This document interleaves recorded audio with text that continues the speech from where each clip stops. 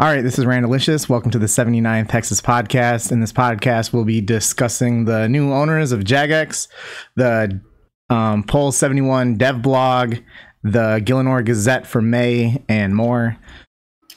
This and all future Hexis podcasts are available on all of the normal streaming platforms: YouTube, Twitch, Spotify, Google Podcasts, and so on.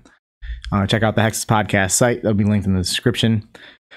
Open up the clan Discord, and we got competitions going in there and other podcast related things. So there's a link that you can join there. I'll put that in the Twitch chat, and it'll be linked in the description as well. So let's get to it. I'm Randalicious, and I'm the leader of Hexis. Dan Gleesac, general in Hexis, and top prospect for new podcast host after Randy's performance. Abra, Bronze Star in Hexis, and person that's not the one messing things up today. Celastrus, Corporal in Hexis, and Ace's stepdad. And I'm the Stewbee. I am a co-leader in a different clan called the Family. All right, so just a heads up, we got the free membership going on right now with Twitch Prime available for redemption. You get 14 days of membership credited to your account. Make sure you take advantage of this opportunity. Get that membership. And, if you're able to get that, that means you got like the Twitch Prime. So throw me a bone. Use that Prime sub on me. God bless. So I was tempted. $5 hey, $5 isn't a lot. It's not that, like, it's free. Like, all you have to do is just click the subscribe free button. I'm kidding. I'm memeing. So, God bless. Thank you guys for your support. Dan, so you run our competitions. We got one going on right now.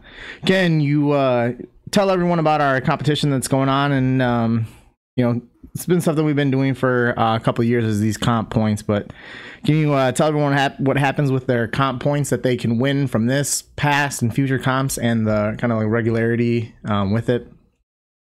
I would love to, Randy. Thank you. So yeah, right now we're doing a 48-hour Hexis comp, always open to the public. It is a 4-man team against each other. So the way I do the comps is the winner will get 5 points, second place 3 points, third place 1 point. Then also Hexis runs the comps themselves, like within the clan, every month. So winner of those gets 3 points, 2 points, 1 point for second and third. Right now, since we started in January, it'll end in July. So all those comp points that are acquired, they get used as like raffle tickets essentially. So the more comp points you have, the better chance you have at winning the draw. So the winner gets to pick anything from the t-shirt area of the merch site, if I'm not mistaken, Randy. Doesn't have to be just a t-shirt. You can also get you can get a mug. You can get there's a number of things. Right. I didn't know if it was just specifically certain items or anything on the store. So yeah, use those for anything on the store. I want to aim for like one outside comp every other month, just so it gives a little more incentive for people to want to sign up for those ones.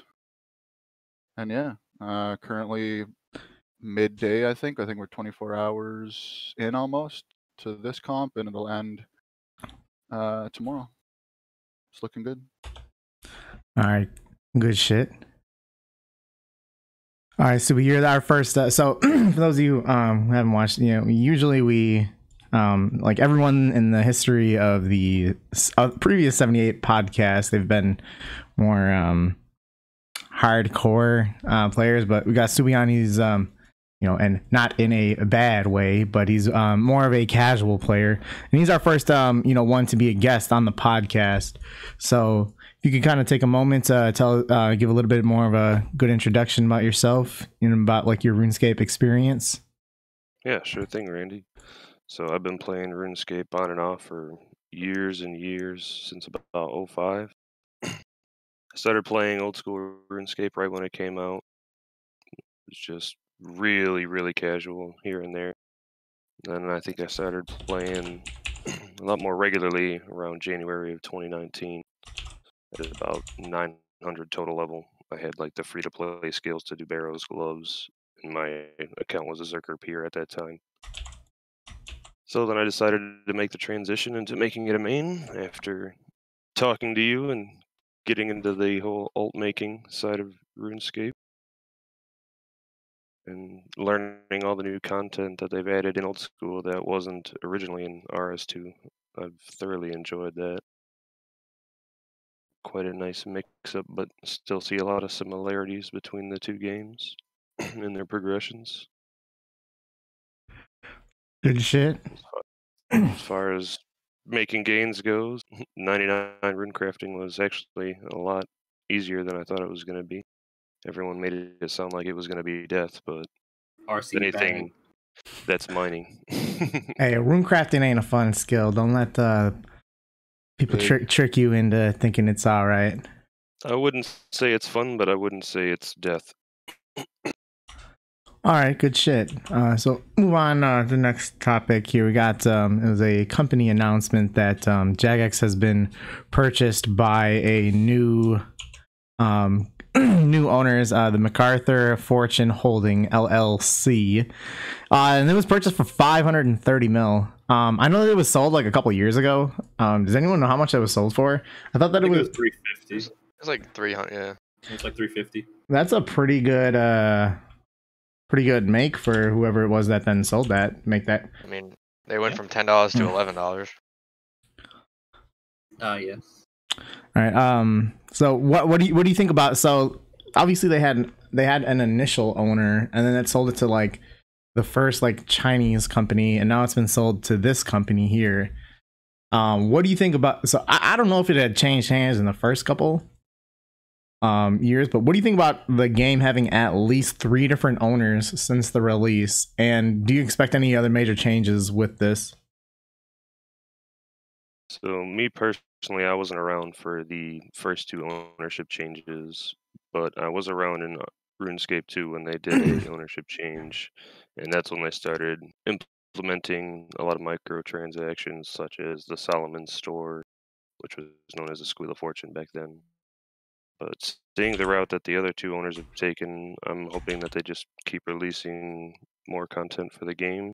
I also saw that they wanted to focus more on advertising, which I think would be a good thing for increasing our player base. And just overall good for the progression of the game, hopefully. Trying to find the article. The Mid-Mad Cow, Rice Cup, and Rakesy, I think they do like YouTube podcasts. They were talking about this, and I'm not a big fan of the new ownerships because they found an article of the 3 heads of the Macarthur Fortune Holding LLC, and one of them worked with like Blizzard for like 20 years. The other one was like the CEO, founder, or whatever of Candy Crush, and some other one, the other guy was something else. And basically they were all associated with like heavily microtransaction games, apps, or so I don't know how that's gonna play out for old school. I mean, I doubt they'll add microtransactions, but I'm more than certain they will try in that sense.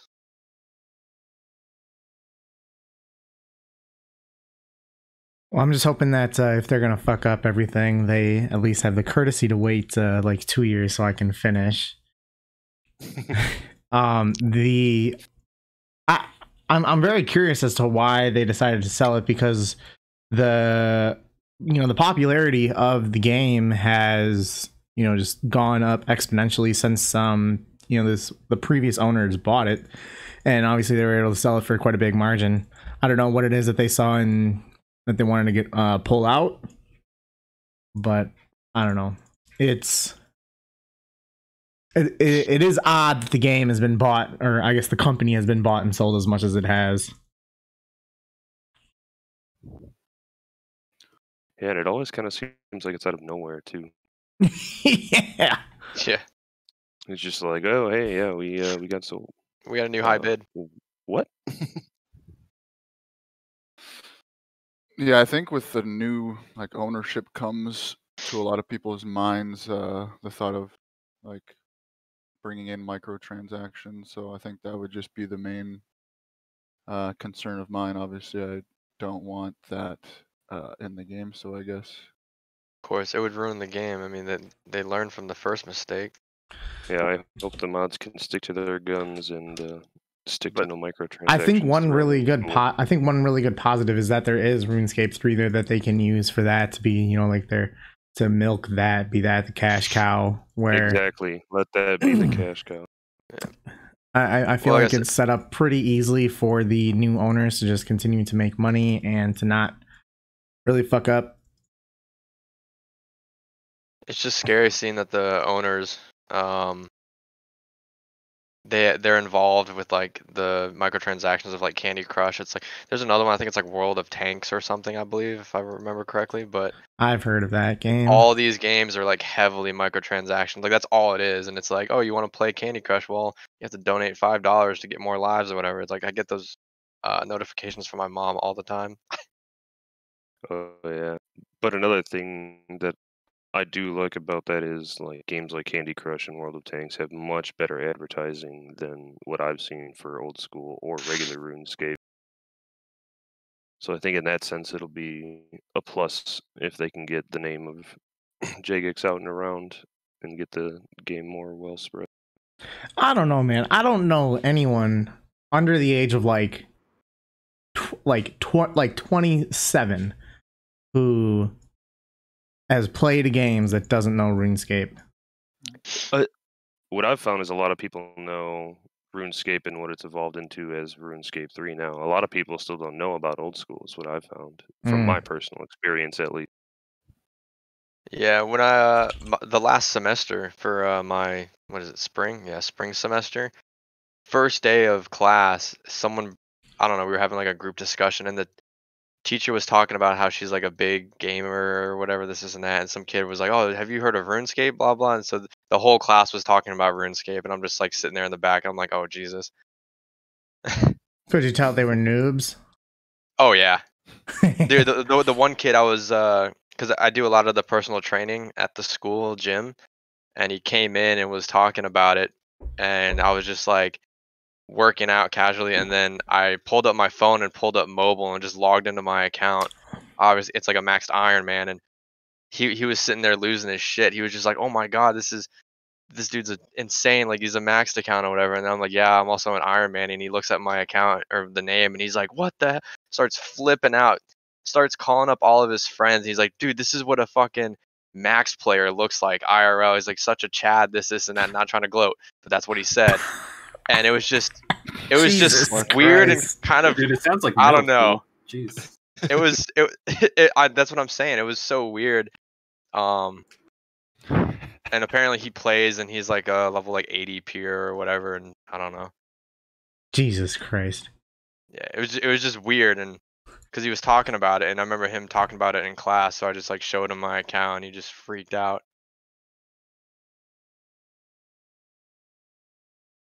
All right. So the Dead Man Mode tournament is now live. Have any of you participated in it? Or do you have any plans on it? Or do you prefer to ignore it entirely and just watch content creators do it? How do you feel about how Dead Man's gone so far? I like PKing.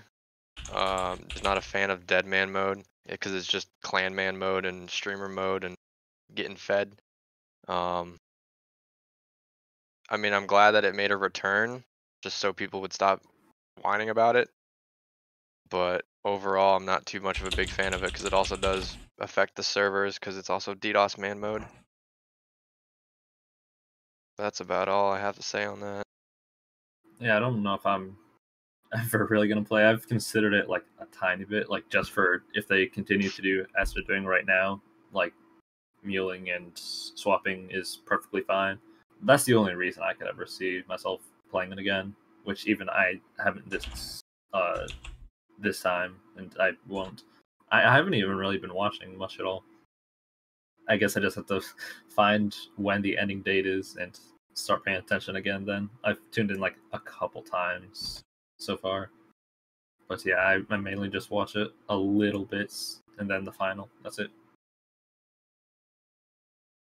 Yeah, I've never participated in any of the previous Deadman modes, nor have I participated in the current one. I've watched a few content creators here and there on YouTube making videos like Ditterbitter and Torvesta, but I've never considered actually entering it myself. Then I watched the finales of last time before they all got DDoSed. But I enjoy watching content on it. I think it's a nice change up for some players. But other than it affecting the servers negatively, that's about the only complaint I have about it. Other than that, I like it. I'm just waiting for the tournament to go live and what kind of fuck up Jagex is gonna have this time around. Have Yeah, some I'm definitely faith. more excited for that too. I think that it'll be, I apologize. I appreciate how much more open it's been in the amount of other content that they can engage in now that they've opened up other drops and other aspects of Deadman. I think that this is going to be a lot of fun. I trust that they're not going to have any kind of issues or anything heading in to the finale, so good on them for what they've done so far, and expect big things.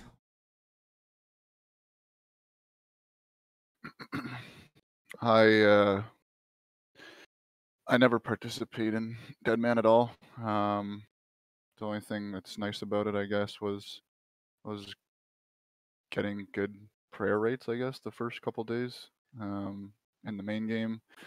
I find it would be very demotivating. I don't know, like, because I've actually never played it, so I'm just hypothetically speaking, but seeing people fully maxed out, like, in terms of their gear because of being able to trade and, like, muling and all that swapping stuff now.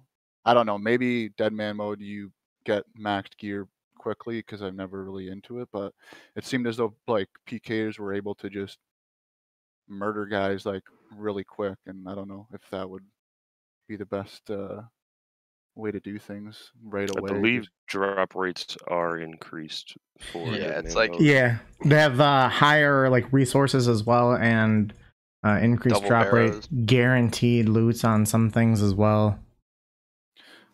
It just Yeah, seemed as though it's like not very hard to accomplish things really quickly there. I don't know. Well, I mean, People that's were up- running around in max in like day 3. Oh, well, I it depends what you did kind of so.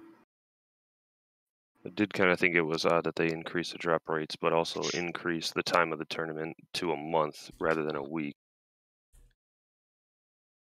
Just really opening it up to where anyone can participate at that point.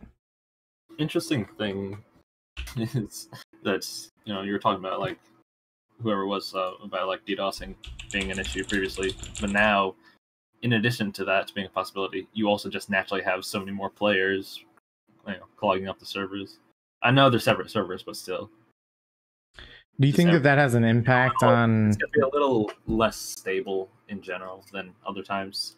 Like some people move over, so there's less people in your world, but now there's more, and so that's not as nice when that happens. But I don't know how much stuff bleeds over, and if like whoever is doing the attack is just targeting every world, or if it's one specific at a time, or I don't know.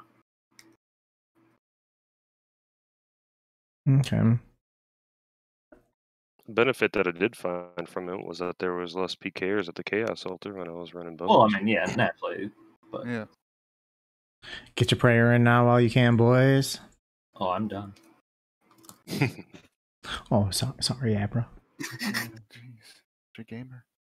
Not everyone's as big of a gamer. And I'm hardly a gamer at this point. Yeah, when you gonna join me at Volcanic Mine? I might as well. There you go. Wiser words have rarely been spoken. Come on down, Dan. You can join the squad too. You've got that fourth leech roll open. You know, I'm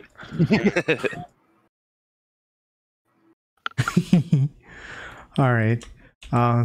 Move on to the Pulse 71 game improvements blog. So the post states that the main focus is on PVM. A lot of changes pull to be made to the gauntlet, including resource gathering, demi bosses, and other things in relation to it. And if you guys have ever done the gauntlet, how do you think these changes impact it? And overall, do you think that this is good or bad? What's your thought? I'm gonna be honest with you. I've never once thought about doing the gauntlet in my life. Reading through this, first off, there's 40 poll questions. Is that like a common thing or no? I don't look at it's a real chunky boy. No, Like- this doesn't happen a ton. I was trying to read through this just for the podcast, and like my finger like broke scrolling all through this. Like I didn't know there was this many questions, or if it was typically like this. No, But- they had one that was like 39 or something like that a couple of weeks ago, and like we kind of expressed how that was a whole lot on that. And I think that they even talked about like on their modcast, like, oh yeah, maybe we had too many questions on that. So to follow that up with something like this, that's Bold.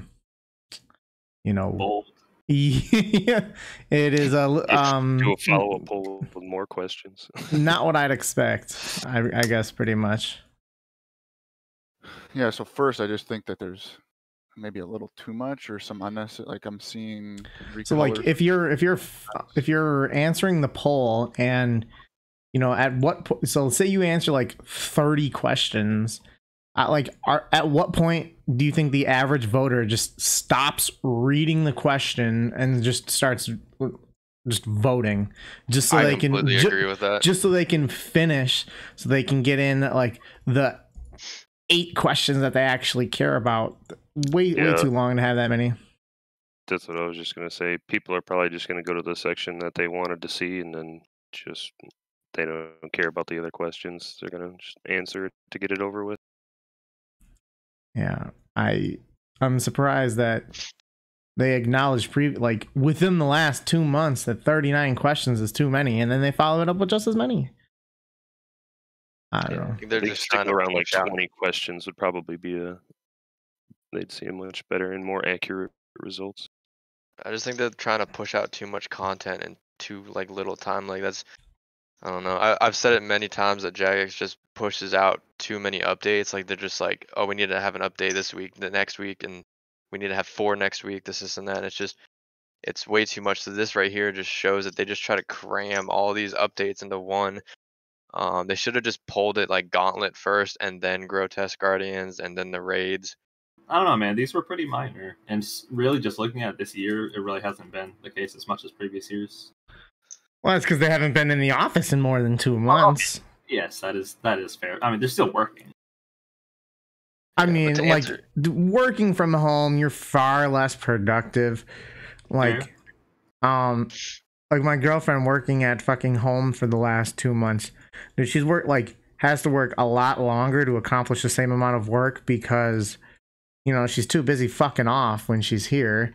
Whether like playing with the dog or just like the overall sense of, hey, I don't have a boss right around the corner looking over my shoulder.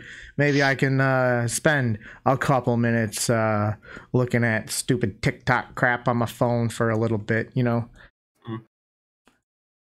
So Answer the question. Sorry. Yeah, go ahead. How about we actually answer the question? I didn't say anything yet. Dan, did you even say anything? I mean, my main concern about this was the size of it initially, because like I'm not really that invested in many of the things on here. But like I guess looking through it, it's like it kind of seems as though they're making Gauntlet easier. Like I don't know how challenging it is. I feel like the PVMers would want it to be a more challenging area, and it's like, should we reduce this? Should we buff this? It just seems as though they're some of the questions that I'm looking at right now, anyways, are leading towards more of like a easier style for it. I could be completely wrong, but I'm just like quickly going over these things, and it's like less time doing this, automatic vial smasher. It just seems as though it would speed it up. I don't know if they're like there's like an outreach in the community for it to be easier, but it just seems as though, yeah, it would make things easier, which I'm not a big fan of. I like the challenge aspect of it. So I mean, that's basically it. The size of it and like the size of the pole itself and speeding up the gauntlet is like a no for me, anyways. Coming from like, but who knows? Like I'm not doing it, so I don't know if it needs to be sped up. I did a little bit of the gauntlet. I got the pet and then stopped, but it's really not that bad. These updates would just make it a little bit like more. I would say maybe a quality of life, like the crystal hat or the crystal staff hitting a little harder instead of having to use the melee. That would be a little bit more easy scape for the gauntlet. But I mean, the things like reducing the spawns for the bosses from 6 or from 12 to 6, it's not too bad. I mean, overall, it's really not that bad.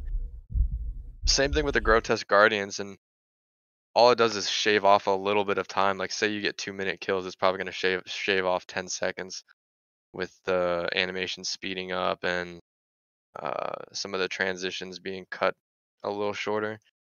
Overall, though, I don't think it would really affect the game because Gauntlet is. I mean, Gauntlet you can do a corrupted Gauntlet in like 7 to 10 minutes average, I would say. So you do anywhere from 6 to 8 an hour. If you can get one more in there or even half of one in that same amount of time, it's really not that bad, I don't think. I'm very disappointed that there's a couple things that I think could have easily been on this game improvements blog. So to talk about that, one of them could have been to increase the point amount that you can have from Volcanic Mine. The current amount that you can have is like 65k. That takes like 4 or 5 hours to reach that. I also think that there should be a toggle option to stop getting the unidentified random fossils from Volcanic Mine as well. Those are very annoying, not needed. And that would just be very nice to add in. Also, when you go down to start a game, there is, it says like the game will start in like 30 seconds or something like that. We don't have a like an actual countdown timer for the start of the game. It just like the time remaining for the start, just the game just begins. You don't have like a heads up on when the game's going to start. So I think that would be something that would be nice to add in. And per Kieran, that's reasonable and he agrees. So I don't know how this didn't find its way onto a game improvements blog, but I certainly think it should have been. And I'm going to reach back out to King Kieran, see if we can get some update on that.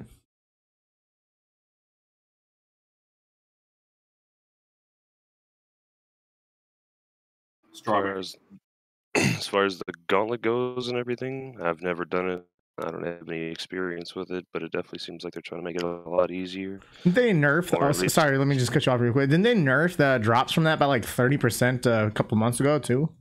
I don't think so. No, that was Volcano. No, It's Volcano, yeah. Hmm. Oh, okay. I mean, they're pretty much like the same fucking thing to me, I guess. Vennies weren't happy about that one. Yeah, fuck. I don't Now know. they're all at Blackmans. I have no experience at all with the gauntlet.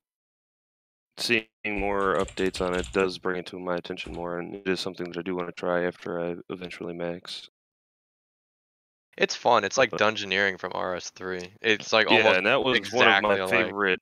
That was one of my favorite things to do in RS2 back in like 2012, 2011. So like I do really want to experience it.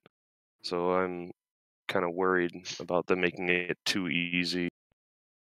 Oh, I don't think it still provides a decent challenge. It's still challenging. You can still get fucked by Hunless. Yeah, I've heard the corrupted is extremely challenging, but the regular one isn't too bad. Oh yeah, weren't these changes only to the regular one? Yeah. Yeah, they would not apply to corrupted. Oh, I didn't even. I don't think it would really matter then, because the normal Right. mode is, I mean, it's fast as is. It would just make it a little bit faster, yes, but the drop rate of like the blade from corrupted is 1 in 400, and then on normal it's 1 in 2000. So I mean, it's still not worth your time to go out of your way and do it. I think it would just make it easier for new players trying to get the hang of Gauntlet. Actually, only one of those didn't apply to corrupted. That's just the first one. Oh, yeah. Oh, okay. The locations of Resources. things. Yeah. But yeah, like overall, this stuff is mostly just quality of life. It's not massive buffs that changes really things not. a ton. Yeah. So I'm all fine with these. I think they all passed because the poll's already closed. No, they all failed. Wait, what? Hold They on. all failed except for Hang the automatic vial smashing. Hang on, let me look. The vial smashing passed by. No, like, wait, what are you talking 7-7. about? And, like, almost everything on this poll passed. What are you talking about? Wait, what? Hold on. Going Wait, what am I looking at then? You love to fucking see Hold it. on. Wait, okay, Reverse hold on. cards. Is the one in game different than the one on the Oh, website? Holy. Yeah, because the one What? on the one on the Why? website, well, because they're not good at Oh, being shit. good. They only all one passed. question failed. I'm sitting here thinking they all failed. Nah, like well, on the website it accounts like skip questions count as Oh. like that counts towards the overall percentage, whereas in game it does not. Oh. Well, in a sense. Wow. Basically, That's a just five-head take- moment. Yes, divide by 3. Is it more or less? That's how you know. But yeah, no, I've never done Gauntlet. I don't think I ever will. I was excited way back before it was coming out, but I really wanted it to be more forest themed than all crystally. But yeah, these are fine. All right. Let's see. Next question we got is Raids 1 is having some changes pulled, including removing magic defense and lowering defenses on vanguards, guaranteeing increased supply resources, and other things. Do you think they should be making these kind of changes to raids? What from your raid experience, if you have anything, does this need any updating? What's your breakdown on it? I feel like I'm gonna sound like a broken record. Like I don't know, people now. Like I don't know how many years raids have been out. What is it? 3 Three Yeah. years. 3 years and 4 months, I think. Yep. So we're pushing at like month 40 currently.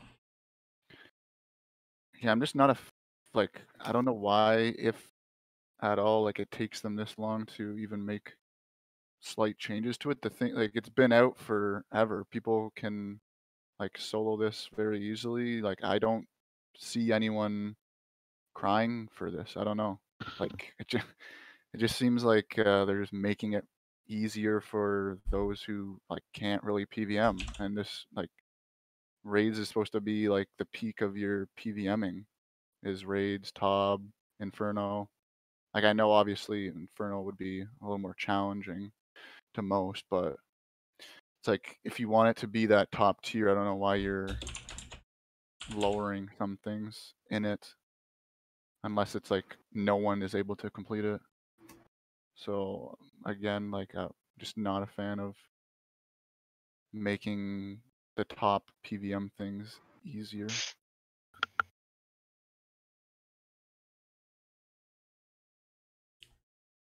Let's go, Stewbee. What you got? So I personally said yes to every single change with the Chamber of Xerix. I've done a couple hundred Chambers of Xerix raids now, and the one room I always avoid is Vanguards. Why is Just that? because you just have the possibility, like say you get one real high hit with the Twisted Bow, with like a 73, you're gonna reset all the HP of every single Vanguard just from one hit. What was that number you said? Say if you like hit like a 73, because you can okay, only bring okay, the okay. Vanguard Alright, down alright, by alright, alright. 33%. What number? Say you hit like a 70 or something with like a T-bow, you've already out hit that damage threshold to where their HP is gonna reset. Is he lagging for you guys? I need to hear the number. Whoa, shut up. Oh shit. All right, sorry. Go ahead. But Go yeah, ahead. so I definitely agree with some of the changes that they're implementing. I mean, you've got Tecton dropping an overload already. You've got Mutadiles. I think Vanguards being one would be decent. We're gonna see different setups and layouts for like solo raids and stuff. I think more people are gonna try to take on Vanguards. Like, I don't know if you guys have tried taking on any learners, but learners and Vanguards do not mix. No. Do you think that it would be smarter? Like, this is gonna sound like maybe a dickish question, but like, not to like to bring a different weapon, perhaps that wouldn't hit like perhaps like a 73. Exactly. If you're going for solos, you're gonna want to go for quick kills anyway. And with the Vanguards, they're gonna be increasing their hit points as well. They said they don't want to change the difficulty of it at all. They just want to avoid stuff like that happening that is just game error. They're also like just making the brackets for resets bigger as well.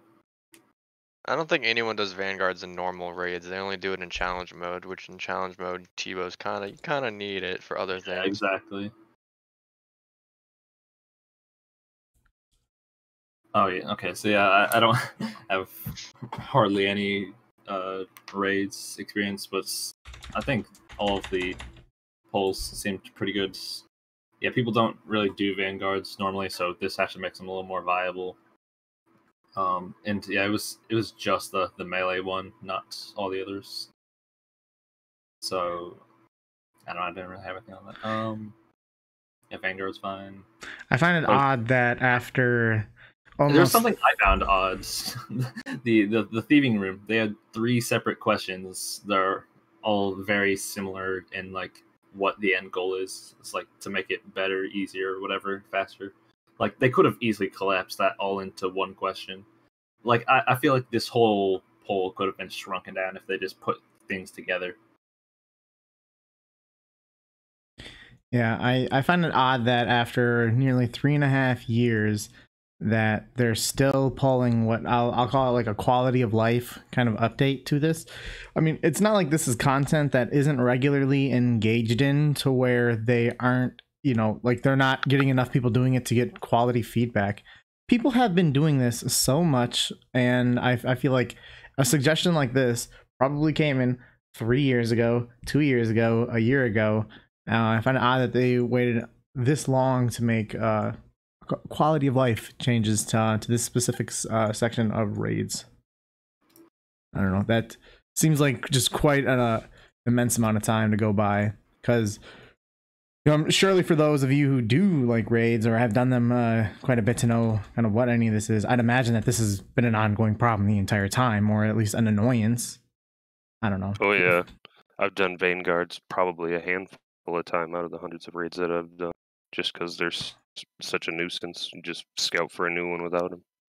Yeah, they're really not fun. Yeah, I don't know. I mean, they do what they do. Whatever. And I haven't personally tried challenge mode at all, but these updates would definitely be very nice for challenge mode for when I eventually go for dust if I get the pet. Not just us at this point. Oh yeah, and now the ornament kit as well for the for ancestral robes, The which one looks thing awesome. poll. That failed the poll? Well, no, I mean it's coming. It's just it won't be tradable. I think. Oh, okay. I like that. I'm cool with it being untradeable. It's very weird to me that it's untradeable.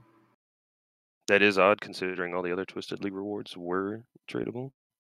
Because I would assume it's one item per piece. You don't just get one and the entire set is colored. So that's going to be a lot of potentially challenge mode that people. Oh yeah, true. Yeah, if you got to get 3 separate drops of it. Yeah. I feel like most cosmetics should just be untradeable because it's just one of those things that you grind it out to get, and so you look different. Or well, I mean, obviously, once you apply it, you can't take it off. Yeah. That would be the that would be the assumption, at least. I haven't looked back at it.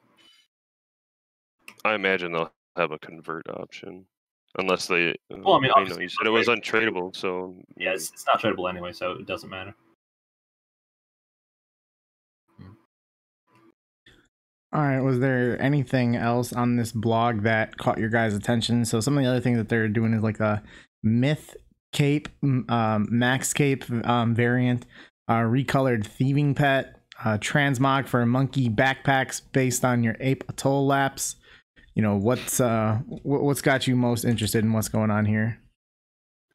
So me personally, I was excited for most of these updates. I was excited to see more variants of the Max Cape, and them also saying that they were looking to make more. I think that would be great just for your BIS options for doing different things around RuneScape. The recolored thieving pet and transmogs, all four. That's just another awesome little cosmetic thing that you can pride yourself in doing these other activities and whatnot.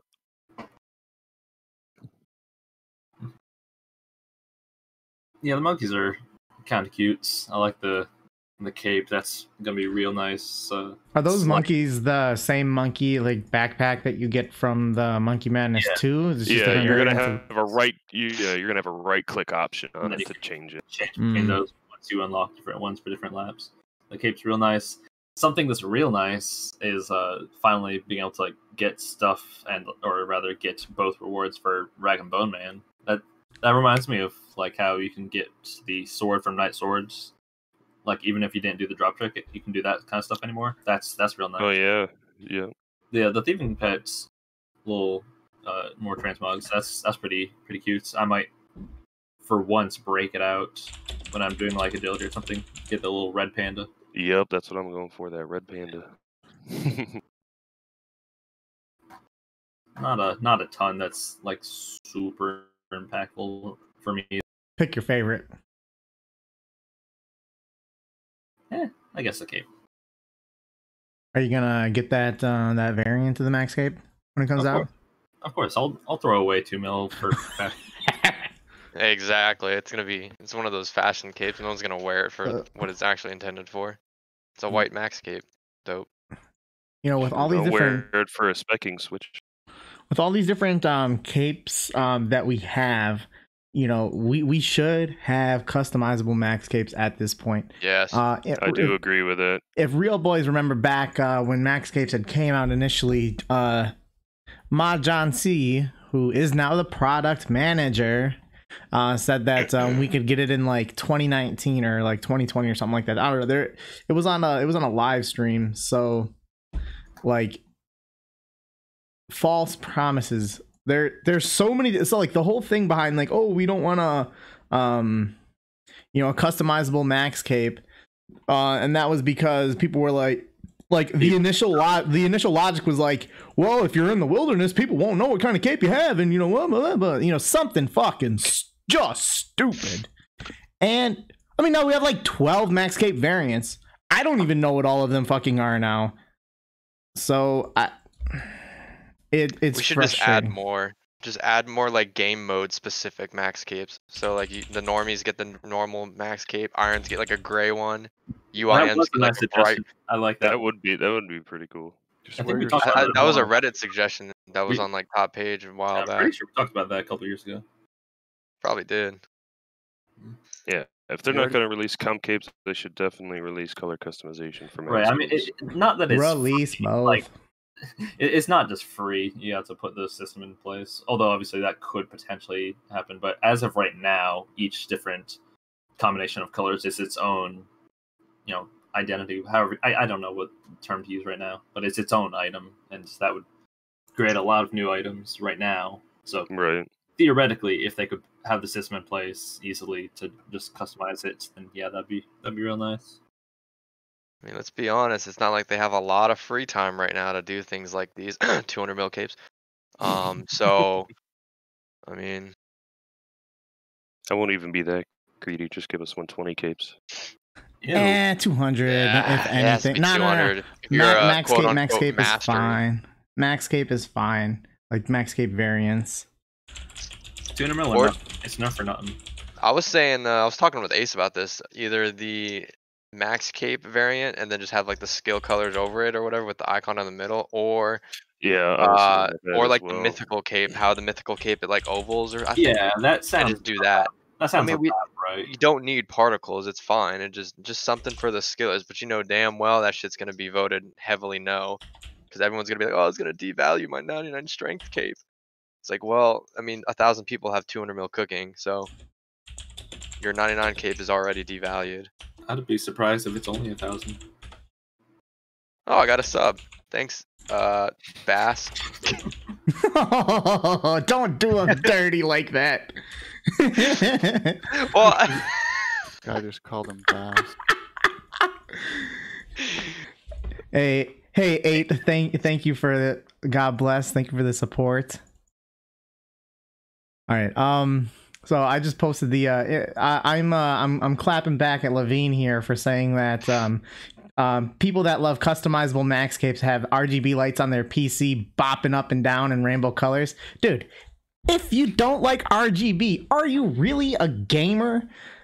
My keyboard, my mouse pad. I have a secondary keypad. That also. I have speakers. My neck, my back, whatever. Like, my keyboard's just this black. My neck, my back. I mean, man, everything RGB. I just got I'm still rocking the same, just simple black hard cap membrane since like 2016. I'm not the. I don't do that. My PC looks like it belongs in downtown Las Vegas. Oh shit! Here we go. That's how it is. Where were we on this fucking question? Dan, did you answer it? Additional things that look nice. Yeah, I'm just not a. I guess I'm like opposite of you guys. Vanilla. Wear my max cape. If you got the cape, wear the normal cape. I don't know. Infernal cape. I have the straight up cape. I don't need Infernal max cape is gross. I think you meant in terms of the question, in terms of things on the blog. That's what I'm saying. Like Myth Max cape. Like I don't know. I'm not a fan of. I'm Max, by the way. Like and then we're talking about like that Iron Man Reddit post. Like you already have an Iron Man symbol beside your name. You don't need a cape that says I'm an Iron Man 2. By the way, just wear your helmet. You also got to have it in your name too. Oh. Just to let everybody know, either Iron or Fey. I played an Iron very briefly, and I did that. Bleh. What, the Fey name? An Ultimate Iron Man and a Hardcore, and I don't have Iron or FE in either of my names. Iron and UIM. For different ones. Bleh. Almost I like a... like the agility thing to be different. I don't know, like the Abra238 course, just... I guess it seems more I mean, just in terms of efficiency, I don't know, it kind of is annoying for me to see. I'd rather efficiency, it doesn't match up, but theme-wise, it matches. Chompies aren't efficient, so... I like it. That's big for the Totus crowd, I'd bet. Yeah! Yeah, man, they gotta be liking that. I wonder, like, is that gonna be like a new counter for your laps? Or, like, has there always been a lap counter there to where... or one that had been implemented a year ago or something to where it can go off that? Or is this going to be like a new Abra238? Oh, okay. So it's a new counter. Abra238 is going to be popping, man. Yeah. Wasn't that the meta back in the day?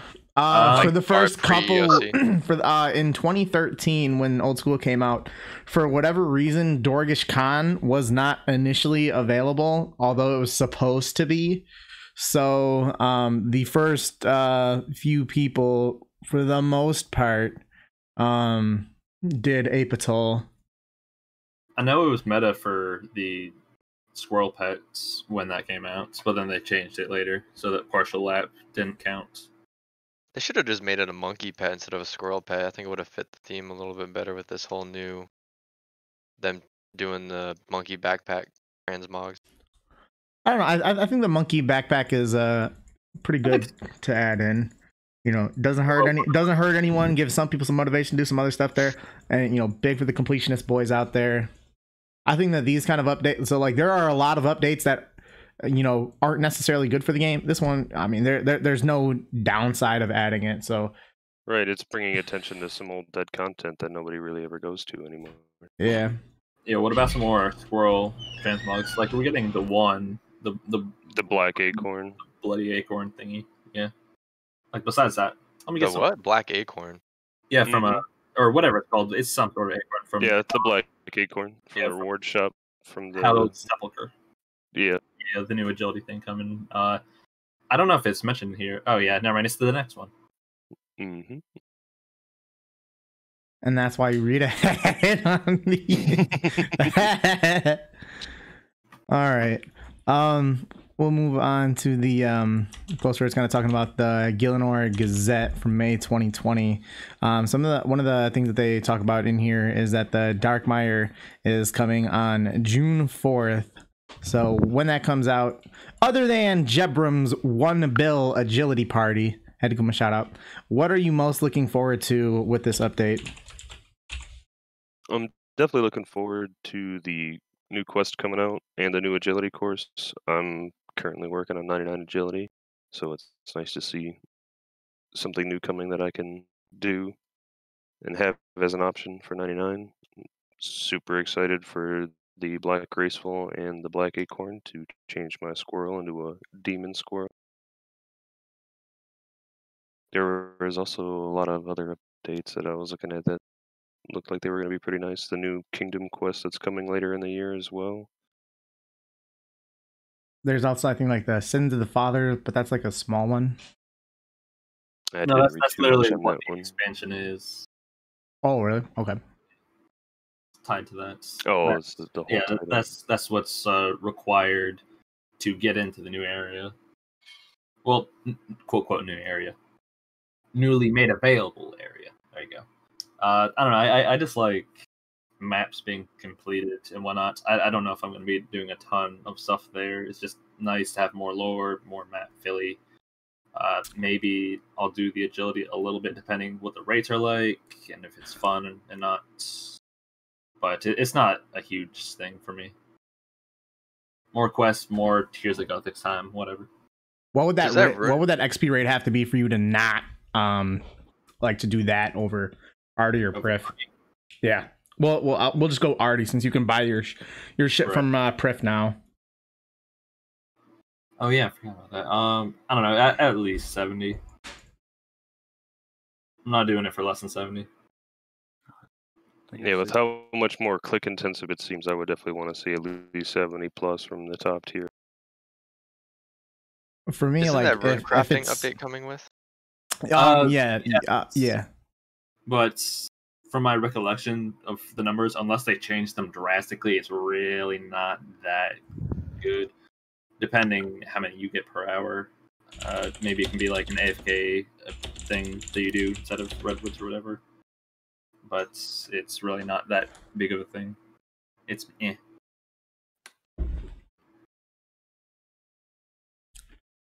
That's what I was gonna say. I don't know. I would be interested to see if that becomes somewhat of a viable method for some people, depending on their Money account. situation. Yeah, money situation and XP spot. Like if they downtime mine and then Oh, that's true. when they're playing they RC like solo for 125k an hour, or pay one runner with normal essence to come behind them and get like 175k an hour. They use the upgraded S and then someone runs them regular S. So I'm interested to see how that plays out, and then with this new agility course to see a pretty, I think it could impact a lot of people on how they do their account builds. Like Rith and I were mostly speaking about 2-tick fish being like EHP perhaps, and then going to this new Agi course, and then how that plays in with swimming or pyramid plunder for thieving now. So I don't know, it's going to be really important to see what the XP per hour is in this new course, and then possible money making is completely changed depending on its APM.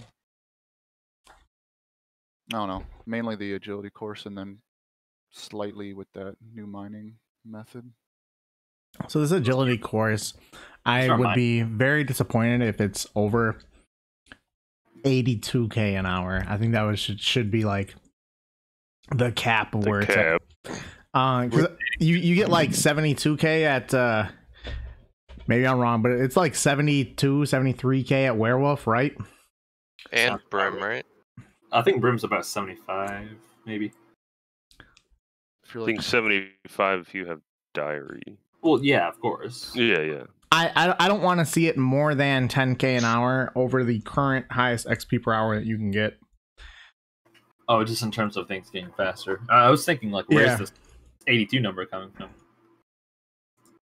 You know, I don't know. I think I will have a better judgment on it once I can see how much like APM it's really going to be. Because if it's going to be a hell of a lot more click intensive than running courses, then it should reward you in XP sense. I don't imagine it being super high, like, APM. Like, it'll be, like, decent, more than, like, click once every, like, 10 seconds or whatever. But it's probably more just, like, focus and timing. Right, it's going to be interesting to see too, like if there's like a certain cutoff, like if you leave at floor 3 and just continue to do floor 3 for an hour, if that's going to be better XP per hour than trying to go all the way through. Yeah, I don't know. We'll see. So I didn't even realize that it's coming out in, like, a little over 2 weeks. Where's time go? Like, wasn't it just March? Yeah, 2 months ago. Well, yeah, gee, thanks. We've all been locked inside for too long. Cabin fever hitting hard. Yeah, no kidding. It's not a fever. It's hot. I'm sweating in my chair, man. I gotta put my AC. Dude, I'm really cold. It's been bad.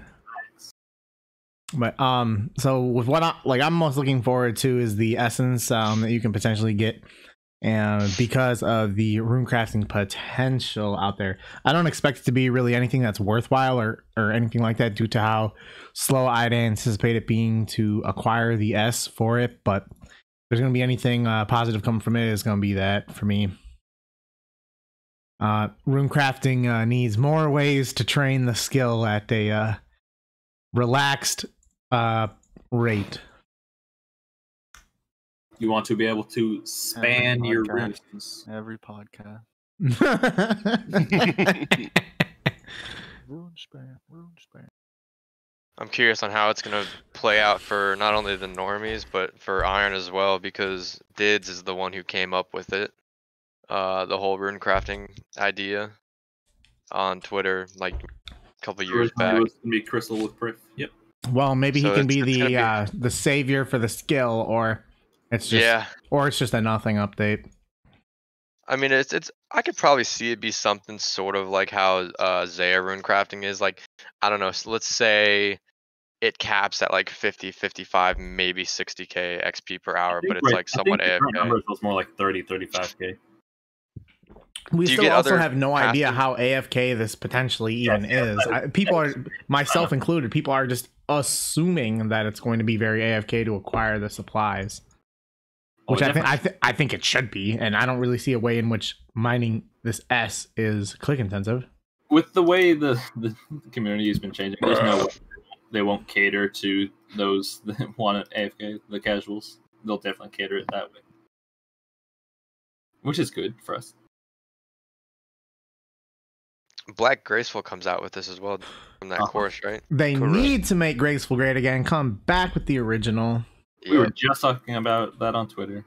Yeah, where was that? It was just a couple days ago, 2 days ago, maybe, with Ash. The original Graceful was so much just it fit RuneScape. Assassin's Creed. What I find funny is that Jagex hasn't released the XP rates for this, or what they're proposing it's going to be, because they probably don't want to fuck it up like they did with VM, where it's like, oh yeah, it's going to be 82k XP per hour max, and then people are getting like 140 on like 3 ticking. It's interesting that you said that it was you, Abra, right? With the you complete like the first 3 floors and then just reset. No, that was someone else. Was that Stu? I don't know, but we're just speculating because we don't actually know anything. But that's actually a good point. So they haven't really talked about the raids very much. Although, to be fair, it's because it's subject to like how difficult they actually make it, which they didn't necessarily know at the start. Because it seems very stark contrast to when Zaya was coming out with the runecrafting there, that they were very much pulling the numbers. But obviously here, they don't know exactly how it's going to be from the start. Okay.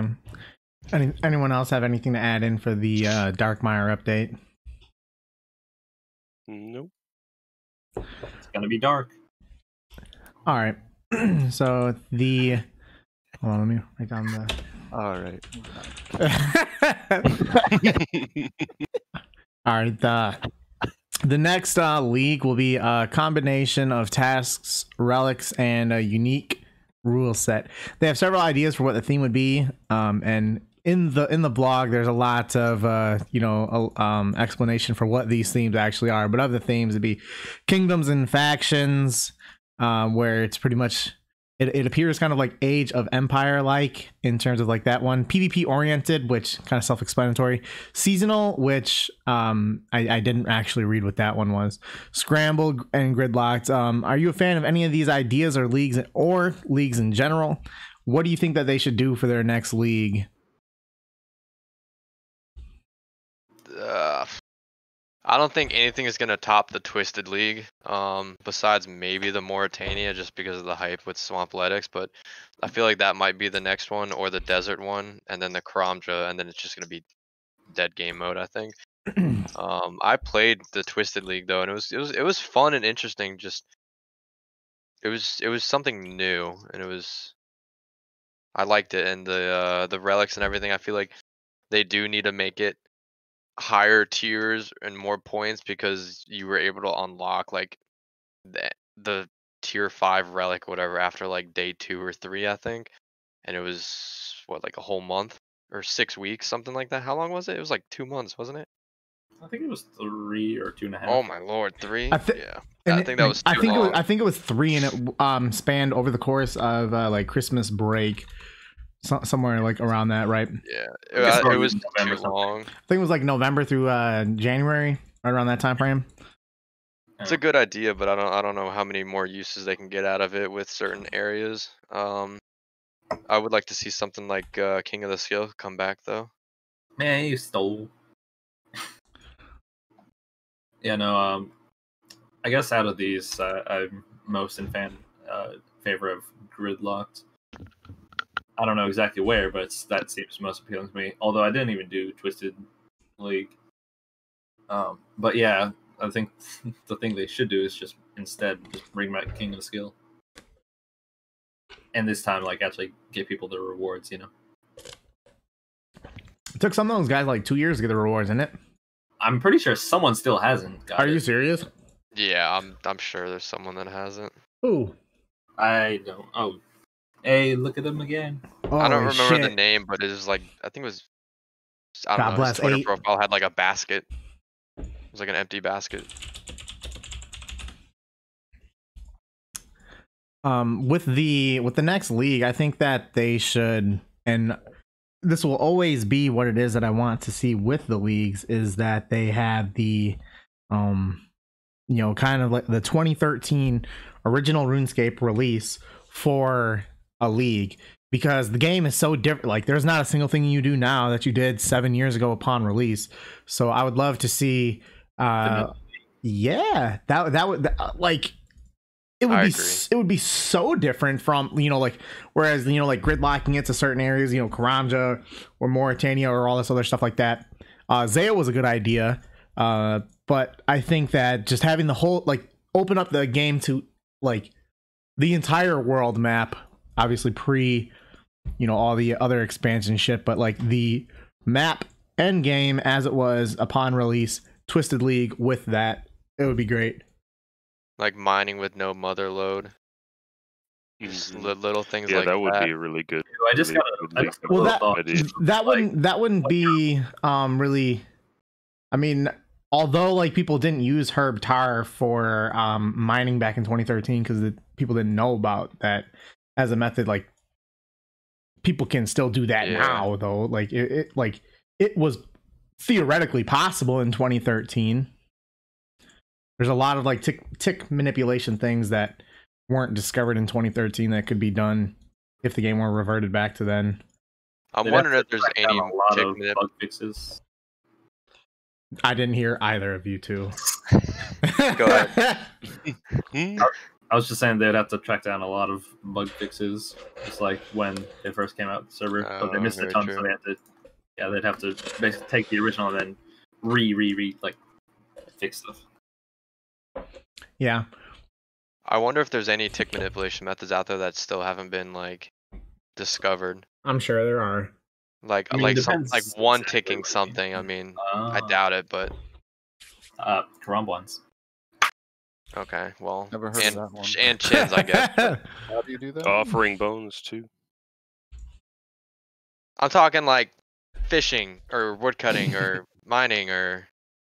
Yeah, I mean, there's definitely a lot of stuff out there that either aren't known at all by anyone, or there's been a very good job by those that do know to keep that under wraps. We gotta just break out the bull roar. Yo, who was that way back in the day that tried that was messing with that? Death by bow, I think. I have not heard that name in a long time. Me neither. What was he doing? Whose line was it? Just running around with I think he was using the bull roar while making gnats. Yeah. It increased his hour. But yeah, going back to leagues, I did play the Twisted League on my hardcore Iron Man, and I did enjoy it quite a lot.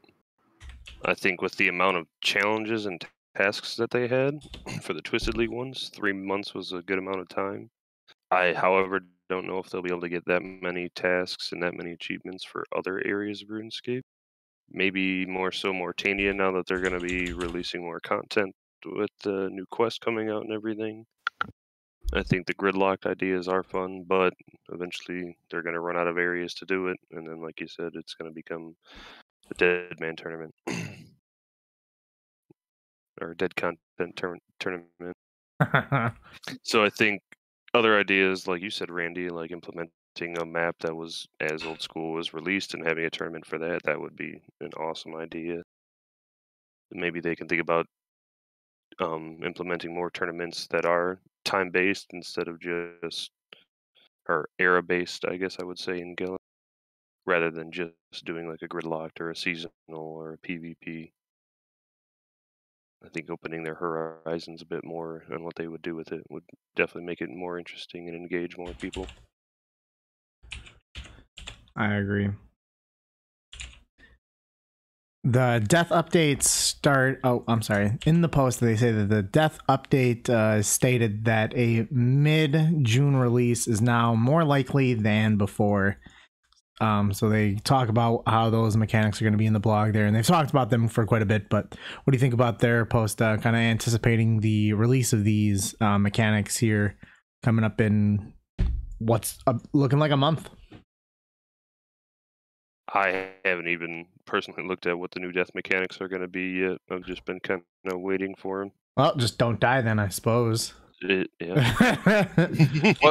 What is the death mechanic? I don't trust the website anymore because You die, you make it's basically gravestones of the past. You pay a fee to get stuff back. If you don't get there quick enough, if you get there in time, you just get your shit, whatever, it's fine. You can sacrifice stuff for money, just take them out of the game as that to use for that fee. Yeah. So a mixture of gravestones and the Reaper from RS3 with a few extra things. Gotcha. Yeah, and basically, you can you'll never lose things. I mean, you can lose money, but you'll never actually whatever. And it has the like the timer would only go down so long as you are logged in.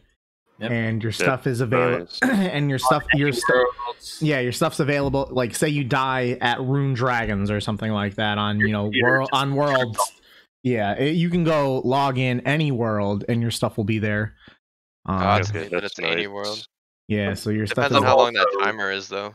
Also, your stuff will. I think it's 10 or 15 minutes. Something like that, but that timer only goes down while you are logged in. So say you're at Rune Drags, you disconnect, your internet's down, you die, your internet doesn't get back up for like 3 hours, you have no idea what world you were in, you died.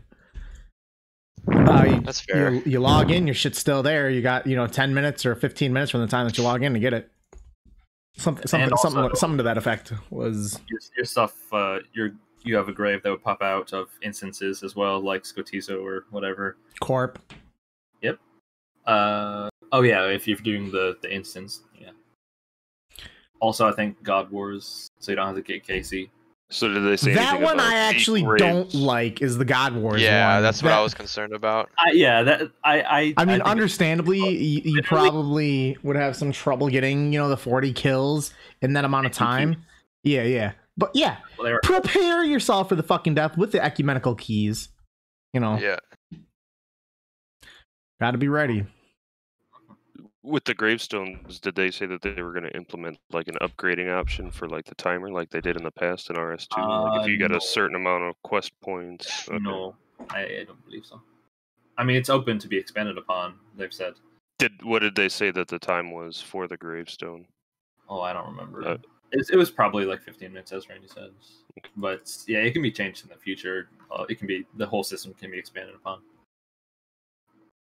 And is it so when you go into the gravestone, is it going to pop open with like an interface? Yeah, like yeah. you would get it like Borg? Okay. Yeah, basically that.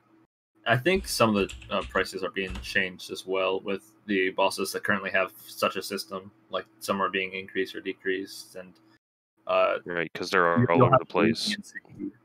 I think you'll have a leniency at Zulrah and maybe something else, which is weird, but whatever. Zulrah is free, right? Well, now Zulrah's free. Vork is 100, and Nightmare's 60. Yeah, they're changing is 100. Also, like those death mechanics. Those death mechanics. By the way, I don't think that they apply to the Ultimate Iron Man. Yeah, no, they don't. Which was weird. But... If they add these death mechanics, they should remove the if any of y'all know, like with Vorkath or like Hispori or TOB, like you get the option to claim your items, but then you could also bin all your items. I think that's dumb that option is there. I doubt many people have actually clicked on it and deleted all their.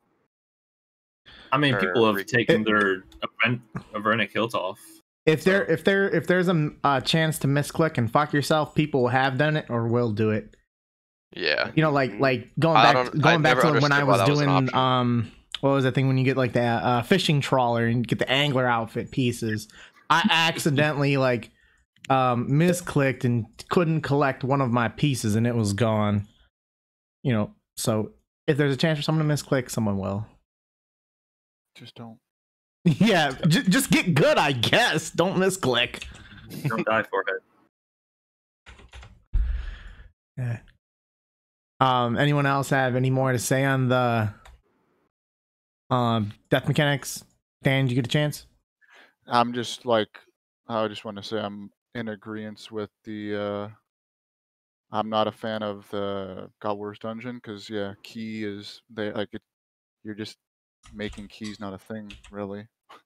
And then 15 minutes. I think it's 15 minutes what they said. I'm not sure if it's 10. Either way, I like the fact that the timer is going while logged in rather than just time in general. Yeah.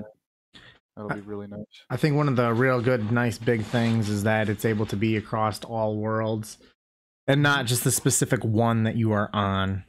Right. Like say your internet goes down and you die at a boss. Like good luck remembering what world you were in if you weren't paying attention when you hopped. And now you have an hour to get your internet back up and get all your stuff. I know we've talked about this a lot of times. It's just nice that it's finally gonna be here. So they say, Mm-hmm. Still waiting on the account security blog. Yeah. That's certainly a question. Yeah. Winter 2020. Even though they mentioned it in the Gazette, saying, acknowledging that people were having issues. You're right. Winter 2017.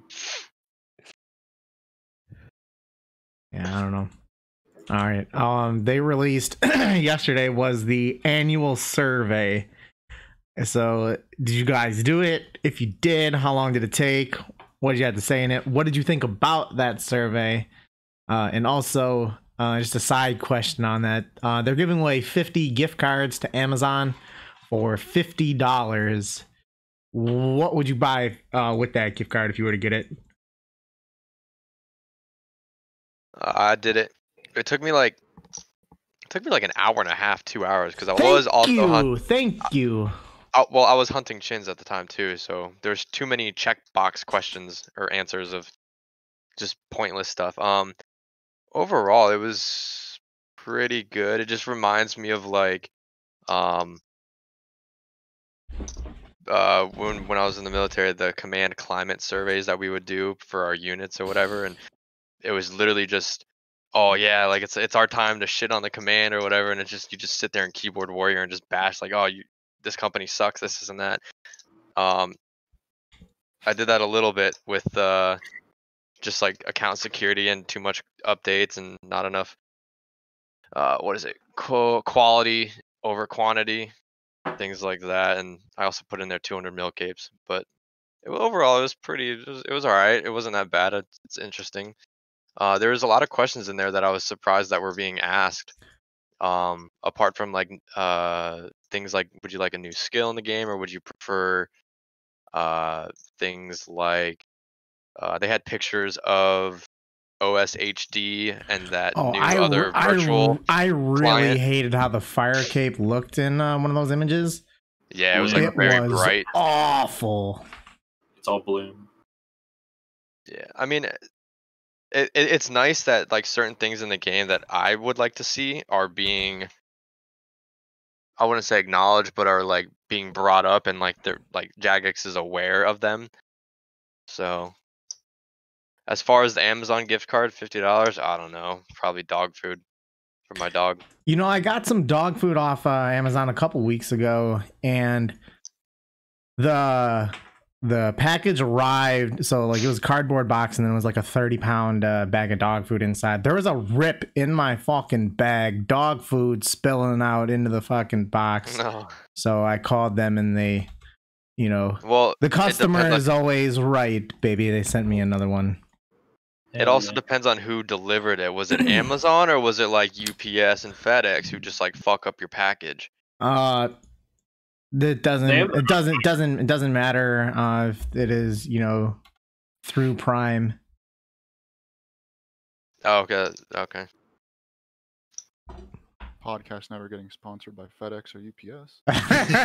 No, man, this is an Amazon fucking. Yeah, fuck UPS, fuck FedEx. Is brought to you by Raid Legends. USPS is fine. So I don't want to say that there's just only one shipping company. USPS, shout out. I've just brought it up because my dad and girlfriend have been showing me TikToks of like the Amazon Prime dropping off your package, and it's like, oh, have a good day, ma'am, and then it's like FedEx just throws it through your door, and then FedEx runs in there and kidnaps your brother or something and just starts beating him out on the street. It's just, I don't know, they're just dumb. That's funny. Yeah. Your dad's on TikTok.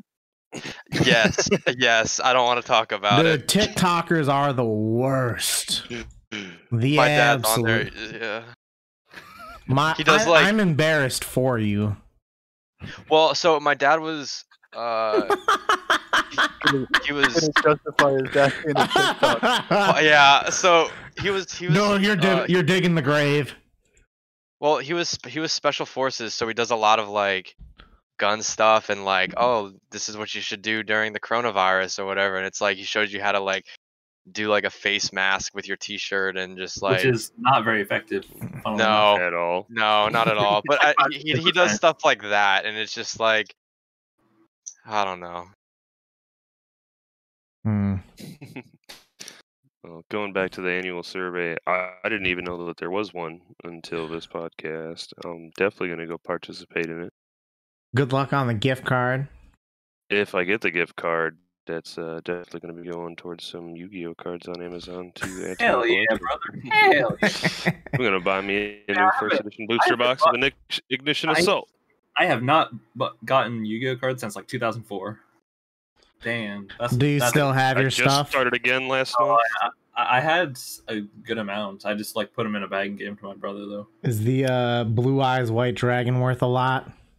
Probably So, not. depending on what version you have. Yeah, like maybe the original. Cards. The original one's not worth as much as the Game Boy version one that you could get with the game. I don't know. Yeah, I was thinking like definitely the original, like the normal one. Like there was like Kaiba dead. It's still worth a lot of money. Like if you get anything out of the Legend of Blue Eyes first edition set, like you're looking at you know a lot more than I do. All right. Anyways, yeah, the survey it was real long. Not a ton stood out to me that I'm remembering. Yeah, it was just kind of annoying to do. I don't know. We'll see if money's probably not. If so, I don't know. Let's see. I filled it out. I did it yesterday. I thought that it was going to be definitely on the shorter side in terms of length. But dude, this thing took like an hour and 15 minutes for me to do. And like I'd open up a new, like, you know, you keep moving on from page to page and you'd be like, okay, this has got to be, you know, ending somewhat soon. There is so much data and information that they were able to collect, and hopefully they can use this to improve the game. Some of the things that I appreciated on there was like asking like, how much do you enjoy this skill? How much do you enjoy that skill? Where it'd be like, not at all, or I like it a lot, and stuff like that. So it kind of gave me an opportunity to sit back and kind of evaluate all the skills like one by one, and then kind of have it on a little graph to where I can see what skills I like and dislike the most. So that was interesting. We're gonna get a buff for rune crafting now. Yeah, it was like, do you like the skill rune crafting? No, not at all. What is the skill that needs the most updating to it? Rune crafting. Do you like rune crafting? A lot? Neither? Slightly disagree? Slightly like? Slightly strongly agree? Whatever this is and that. Slightly strong. I didn't like how many of those, you know, pick a like on that little sliding scale thing to pick where it was on, you know, how strongly you felt one way or the other. That got to be very lengthy, and man, I couldn't believe it took that long. If I were when I'd been looking to acquire you know, a book recently, and would use my $50 Amazon gift card on The Art of the Deal by the King. Haley. That's a really good book. Hey, you read it? No, I don't read. What? What? You gonna learn today? The Art of the Deal. In the end, so there were a couple questions in there that I did like. So kind of just take a couple, you know, steal some unoriginal content from the survey in there. Go over just two of them here that I thought were nice. In the annual survey, they asked what your favorite PC or console game outside of old school RuneScape was in the last 5 years. I couldn't come up with anything, more so because like I haven't really played like console games or other like PC games really, to the point where I'd say like, yeah, that's my favorite other RuneScape game. What about you guys? What has been your favorite non RuneScape game on the like PC or console in the last 5 years? I honestly haven't played a whole ton of different things, at least in the past 5 years. Like I did speed running. I mean, like they said, individual, not a series. Like if they said series, then I would probably just say Spyro again. But no, I haven't played a whole ton of games besides RuneScape in the past 5 years. Like I played League, but the last time I played was like 2014 or whatever, so I wouldn't count that. You know. You don't got anything? So nothing. Not that I could. That was a lot of nothing, bro. Yeah, you're right. But I mean, like, there's, I don't know if I could say like favorite in terms of like how much I've actually played and whatever. Because like I recently, you know, because it's only like what 2 months old now. The new Ori game, I was playing that, running that. But again, like, is that too early to call it your favorite over the last 5 years, other than RuneScape? Yeah, I think. Although I'm done with it for right now. The new patch has me sad. So one thing that I didn't like about this question was that they didn't want franchises. They wanted like specific titles. So like it, which that to me was somewhat of a problem. Like if I could pick like one thing like standalone, like including like franchise, it would be like Call of Duty Zombies. That would be like my favorite stuff that's come out over the last 5 years. That's not RuneScape. You know, I used to play Madden quite a bit competitively, but that was before, you know, once I started playing old school, I just completely dumped that. So I haven't really done anything on there in the last 5 years. So other things that have come out in the last 5 years that I've really liked to be like Call of Duty Zombies, and I get like they've been pretty good on like a number of the different games. Of those ones, like Black Ops 3, I like those zombies quite a bit, but I certainly wouldn't say that's my favorite PC or console game outside of old school in the last 5 years, just because like that's what I have the most time on. That and Dragon Ball Xenoverse 2. But I don't know, like really made me think like I have really been neglecting a lot of other like PC console games.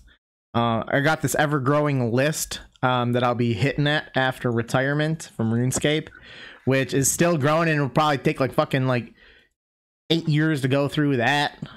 So I don't know. There's a lot.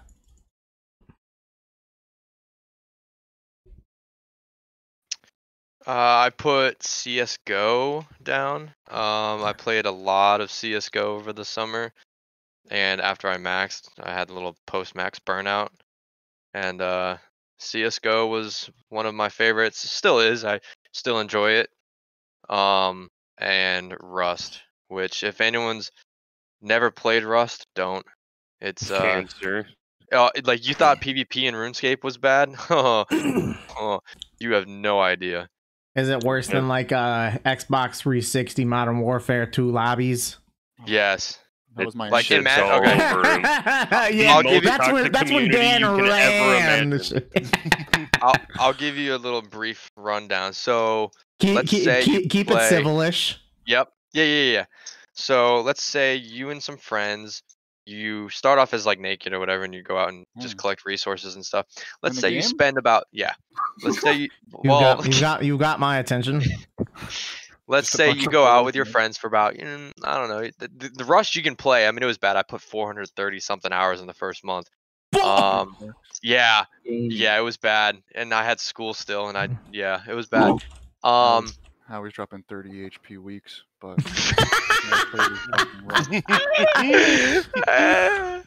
Oh, okay. Well, so you run around for like 6 hours collecting resources and this and that and blah blah. And next thing you know, it's like 18 hours in, and you're having a good time. And then a 12-year-old door camps you, gets into your base, grabs all your stuff that you spent 18 hours getting, and then the little 12-year-old just starts calling you all these really bad words. The internet can be so mean. And you repeat. You do it all over again. Wow, that sounds like a lot of fun. It's not. But it can be. But it's not. It's one of those love-hate games where you're just like, yeah. That you love to hate. sounds like it. All right, Dan, what about you? Are we going strictly like survey rules? Can I just say a franchise? You can cheat and say franchise, but try to give me a single game if you could. Within the last 5 years is somewhat of a little like a difficult time frame. I usually like when I've been Xbox, so Xbox 360, then Xbox One. I normally would. Are you gonna get the play- new Xbox when it drops? I don't think so. I think I'm done with consoles, to be honest. But I don't know. We'll see. I guess where the account's at. Then I've just been super focused on RS, and that's it. But yeah, I used to buy the COD every year, and then NHL every year. So the last 5 years is difficult though, because I've been kind of out of the console Gaming. thing. Yeah. Modern Warfare 2 and COD World at War were my favorite franchise. I guess like COD games, and then like NHL 11. But yeah, COD World at War, Hardcore Team Deathmatch, STG, Bouncing Betties. just absolutely pooping on kids. You like We're a little bit out of the 5-year range, though. Yeah, but I'm a boomer, so my mobile answer is going to be also a boomer. But that's the next question. All right. So for me, just casually playing RuneScape and only getting back into it over the last year, I played quite a few different games over the last 5 years. The main notable ones, I'd probably say top 3 would be like the Borderlands series, mainly Borderlands 2, Destiny, mostly Destiny 1. I probably put 1,500 hours into that. And then probably my favorite would have to be Monster Hunter World. hell yeah. That's one of the top games on my RuneScape retirement list. I've had so much fun playing that game, and even just going through the same fight over and over and over again. Like it'll happen different many times. It'll just be really interesting. How would you say the PVM mechanics in that compare to the PVM mechanics in RuneScape? Oh, they're much different. I would compare it more to like a Dark Souls or a Sekiro in its combat and the way it plays. A lot of emphasis on dodging and iframes, positioning your character at the right time to do maximum damage. I like the new things they brought, like jumping off of walls and like on top of monsters. Yeah, I really like the new claw shot and everything that you have. Oh yeah, there's a new weapon. Really awesome. There's no new weapon type. It's just the so your slinger now has a clutch claw that you can grapple onto monsters and create a weak spot on them, so you can do increased damage to specific parts of them. Oh, so you can just like instantly break something, kind of. Yeah, it wouldn't like instantly, but you create a weak spot, and then like your weakness exploit skill does additional damage to weak points on monsters and such. Was that info ever actually in game? Because I just remember looking at like game facts. Yeah, it all came with good. When the Iceborne update happened. Good. They had a whole tutorial on it. You can go into the training area and they'll take you on a little training mission through it. Yeah, maybe I should play that at some point. That is one thing that Monster Hunter World did a lot better than previous Monster Hunters, is their tutorials and getting people to understand more of the game. Yeah, they really didn't. That is a game that if you just jump into, you're going to be so freaking confused and have no idea what to do. All right. Typical JRPG fashion. Very good.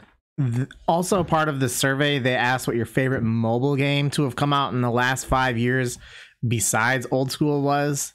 You guys got any favorite mobile games in the last 5 years? I just recently started playing Yu-Gi-Oh! Duel Links, and that's pretty much been the only other mobile game that I've played besides Old School RuneScape. I don't have an answer within the last 5 years, but I just wanted to shout out Snake on the Nokia brick phone.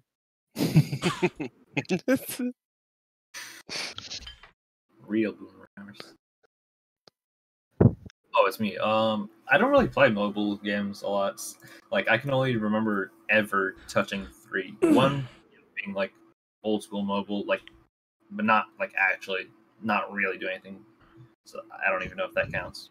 The only other things I think were RuneScape, Idle Adventures. Hey, Idle Adventures was not a bad game. I am very disappointed that they shut that shit down. That was fine. And then the other one was like some mobile MapleStory game or whatever. But yeah, no, I've never like seriously played any. Man, no mobile Shadow gamers. Legends? Man, I see people play COD on mobile, like at my work. Dude, that is like Call of Duty Mobile is fucking incredible. That sounds really terrible. What? So the gameplay is so smooth. You know, you can play like touchscreen or you can play like with a controller. It's really good. There's actually there's qualifiers going on right now for a tournament. What? Controller is OP on mobile Call of Duty. That's all I'm gonna say. Well, Did they have better servers than RuneScape? I have never disconnected from Call of Duty Mobile. I've witnessed some people who have had shitty connections in Call of Duty Mobile not having good connection, but that's on them. It's a lot of fun because I feel like I'm getting matched up against like 13-year-olds with cracked iPhone screens, so they just don't have a fucking chance in a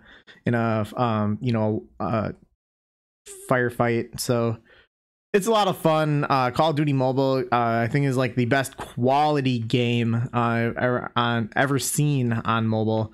And I would say, like, in terms of quality, it like far surpasses the quality of old school RuneScape as well. And I've had a lot of high praise for that. So Call of Duty Mobile, I think, is the best game. It's not my favorite. I like Dragon Ball Z Dokkan Battle more. However, you know, they're all like tier 1, you know, kind of substitute. Like I play all 3 of them every day on the phone. Big mobile gamer, by the way. Big gamer. How do mobile FPSs even work? Like in terms of like quick reaction time, aiming. You know, so you on the screen for Call of Duty, you have like like an area on the left and an area on the right, where you would imagine where like the analog sticks would kind of be. And you know, you use the left to like look around and you use the left to like move direction and stuff, the right one to move to like change where you're aiming or the direction in which you're going. There's advanced controls and there's basic controls as well. Now the question with that is, like, the OGs, can you do stuff like trick shots and everything, like the endless swaps and stuff?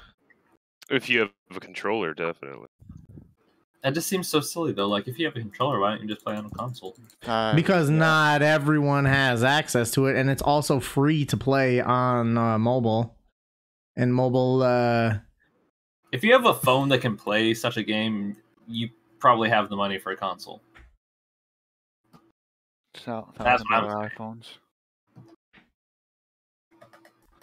I don't know. Call of Duty Mobile a lot of fun. Anyone interested? Stamps with an iPhone 10. Yeah, well, I see a lot of people with food stamps having a lot of really nice fucking shit. Yeah. Catch me on Call of Duty Mobile. Add me Randalicious RS. How about that? The plug. Yeah. All right. Getting back a little bit onto RuneScape here. This question adding in here that happened after the podcast had gotten put together is the rank 2 Ultimate Iron Man, ex Hexis, by the way, before leaving. He got PK'd and lost his 2 bill plus bank. And here, let me link the tweet for it here in the chat. So here you go. So it looks like he lost 2 bill. So they sold all of it in the GE, and it apparently ended up being 2.3 bill. So if you were an Iron Man and you had that happen to you, would that be enough to make you quit? Suicide watch. Yeah, like what do you think about his death? That toll-free number. You know, what do you think about his death? And you know, he apparently died doing a master clue out in the wilderness. I don't know what's your take on his unfortunate situation.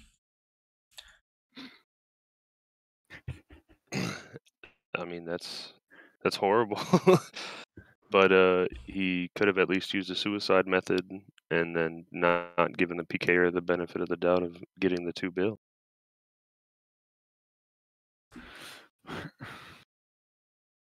Well, if he would have died in the world, so like, would that have been like storing it at Zora, or what do you mean? Yeah, so he would have. So if he would have stored it at Zora and then died in the wilderness, would that not have removed his shit from Zora? I don't. Yeah, he would have. Either way, if he dies, he's gonna lose his shit. Not necessarily. If he had everything in Zora and he died to, say, an NPC in the wilderness, everything would be gone too. I'll talk about it later. But since he had it all on him and he got PK'd, the PKer got everything. I don't think he had it all on him because people were saying that's too small of an inventory for a UIM or something like that, saying that he had stuff in a storage.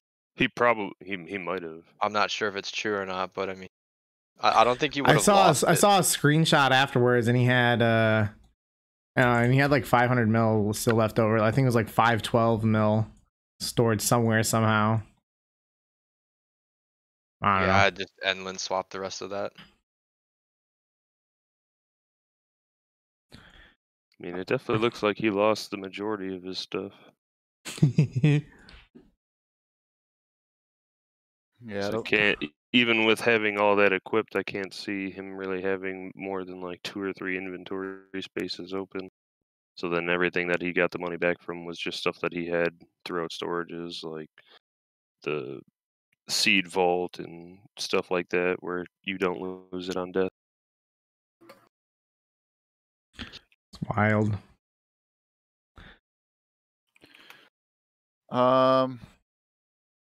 Very demotivating. Probably log out the game for a little bit, but I don't know. I think if you invest that much time into it, it would be, at least for me, it would be difficult to just straight up leave that account and not at least try to go again. I mean, you took the risk in going into the wilderness, so you can't really like get mad at people. I mean, he made the choice to go in there, but I don't know, man. sucks.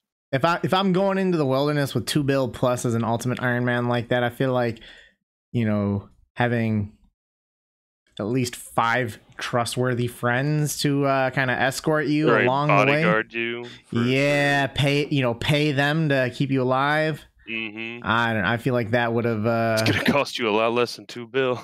I feel like that would have been a smart thing to do. Yeah, I mean, Iron Men say they stand alone, Levine, but they really don't. Go look at any efficient Iron Man Slayer. They're cheesing. Not the smart ones. They're cheesing the game mode. They don't stand alone. I've done a little bit of that actually as of recently. The Alt Slayer. It's actually really nice. You don't stand alone. You're a phony. A big fat phony. He's an innovator. The environment's coming out later. Shout out to the boys who know the episode. Yep. If I had this happen, I'd quit. Gone. See ya. Like, I mean, you just lost like everything.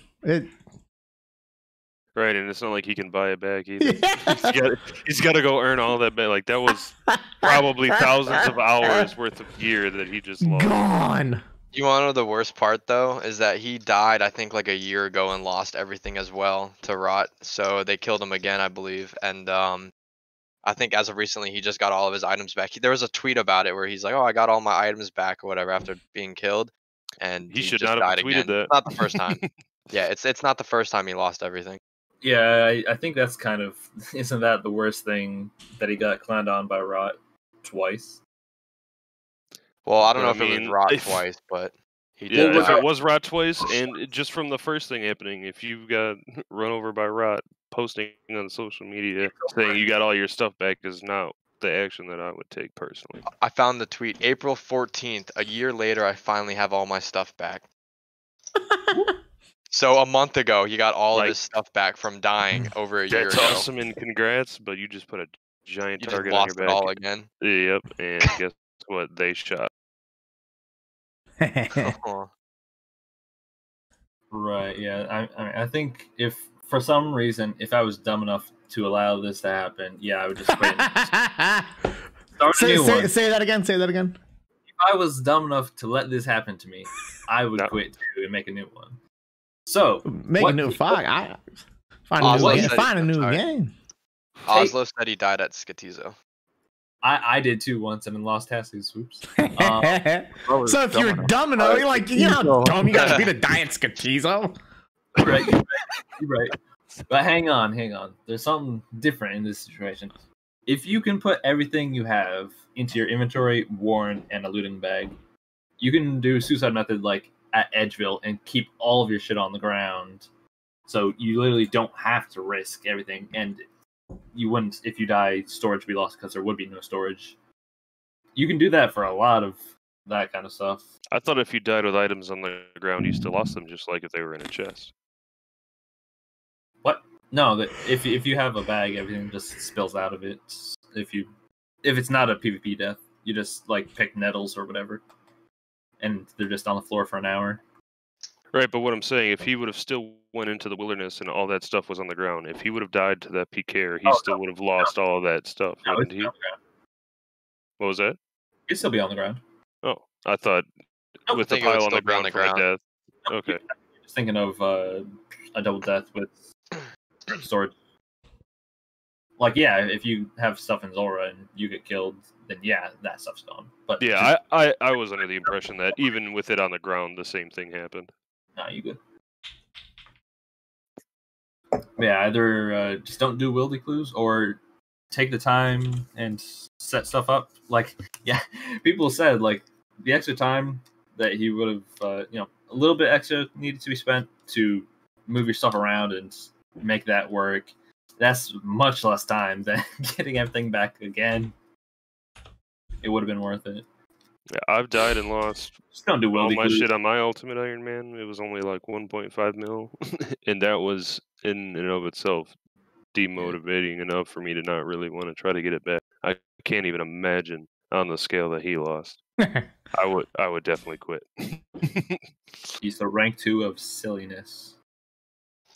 Died on my hardcore at the Zaya skeleton by the altar. I lost like 30 mil blood runes or something like that, and I didn't go back and pick them up. Wish I was that rich. Certainly can't relate. All right, so we do get a lot of submitted topics for the podcast, and one of these ones just was specifically targeted for me. I mean, something like that. I feel like, you could tweet me in the future, but they asked. Can I answer this one for you, Randy? I'll allow it, and I'll let you know if I have anything. Give your feedback. All right. So here we are. Read off the question and then answer it. All right. This is Randy. Well, no. I'm curious, as a cop, how fast does somebody have to be going for you to pull them over? And this is Randy. He's doing his little speedometer thing or whatever, tracking people on the road. So, 56 and a 55 pulls him over. Ma'am, do you know why I pulled you over? Sir, I don't know. Ma'am, you were going 56 and a 55. Okay. Yep, here's your ticket, ma'am. Have a great day. Hold on. Can I say one? All right, yeah, go ahead. Your turn. You got to get home to your farm road. Randy would drop his fucking phone at AFK Barbfish while the guy was reading back. Oh, this guy's flying! And then he flips the sirens on and yeah, and then chase him down, and then make up a random number. Gives him a ticket anyways. 73. Joy. Anyone got their own other take? My take is you're not going to put down your phone to stop your AFK gains unless you're doing 10 or higher. So to actually answer this question here, it kind of depends on the movie. We do have like speed task enforcement times in which my threshold will go down significantly. Like at that point, I would kind of like even I'll do like 8 over. But like I will pull them over like as long as everything is in order, and the only thing that's going, say they have insurance, they're a valid driver, and everything's in order, they're just gonna get a verbal warning.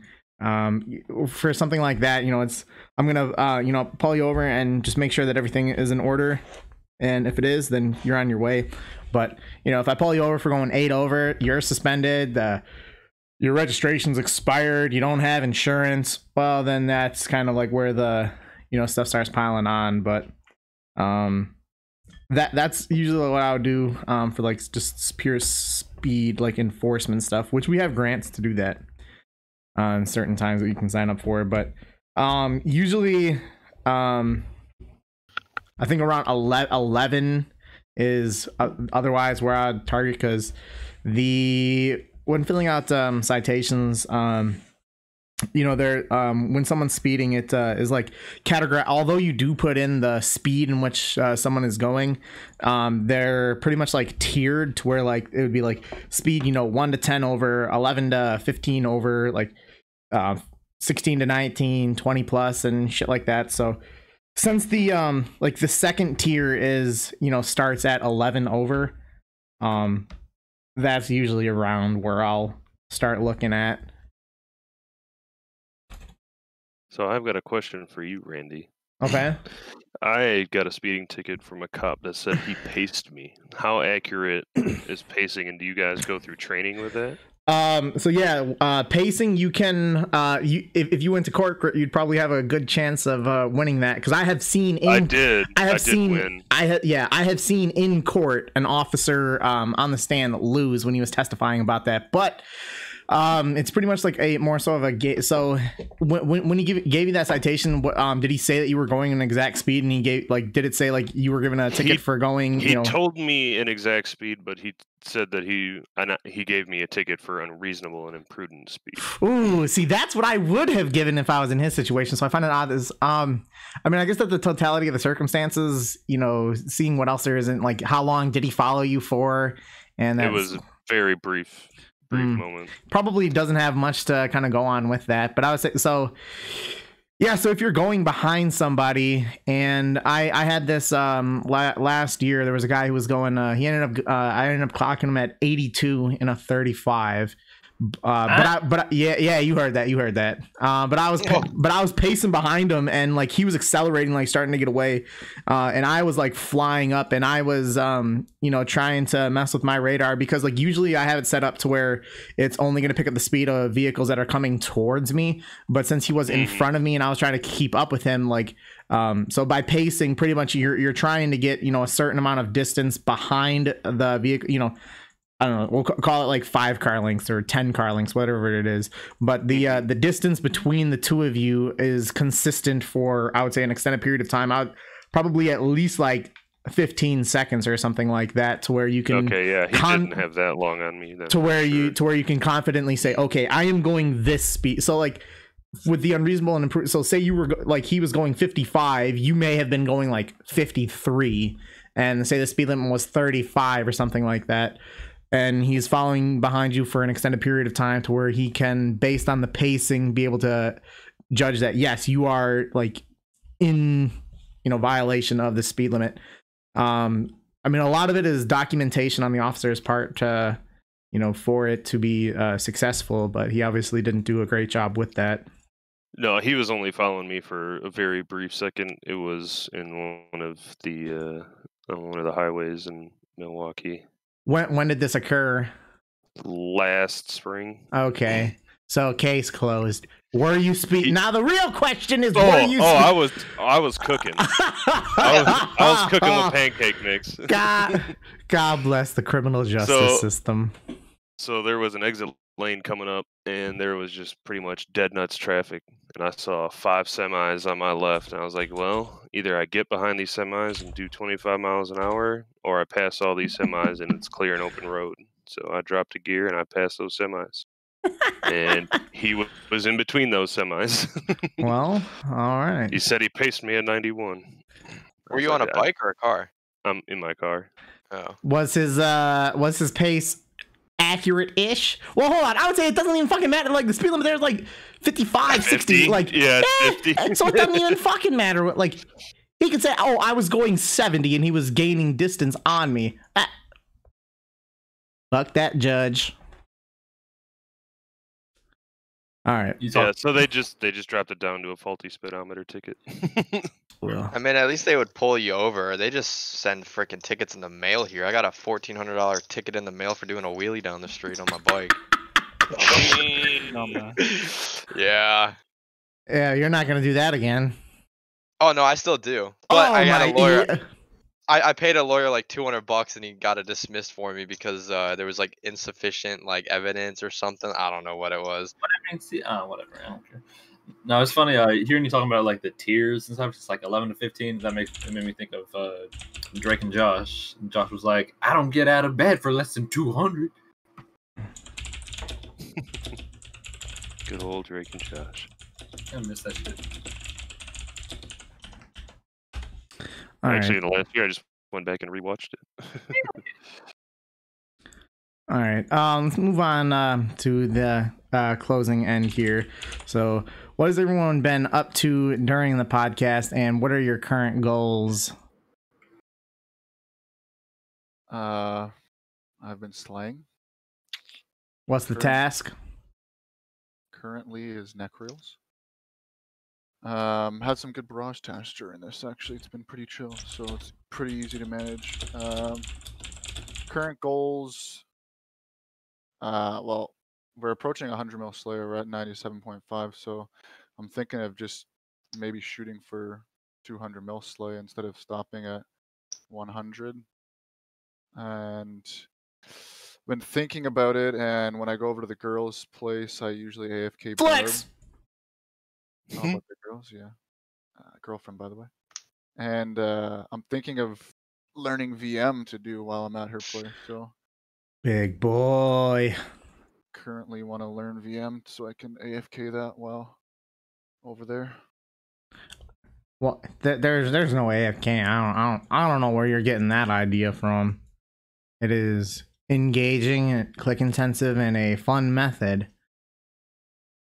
Just like Zaya runecrafting? One claimed to be click intensive, one did not. Still get the pure shower in. That was my favorite. Celery. Huh?